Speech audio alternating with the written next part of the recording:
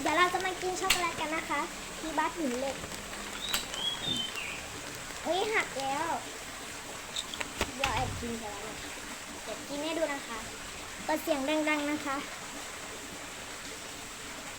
มันจะมีรสชาติแบบขมๆแล้วก็หวานๆหน่อยนะคะมันหักมาก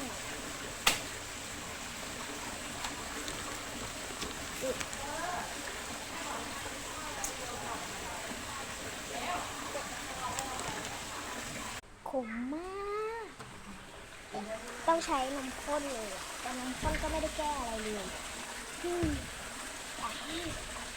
นมข้นไม่ได้แก้อะไรเลยค่ะทุกคนเดี๋ยวเราจะไปดูกัน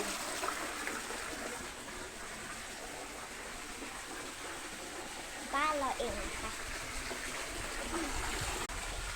สำหรับวันนี้ก็บ๊ายบาย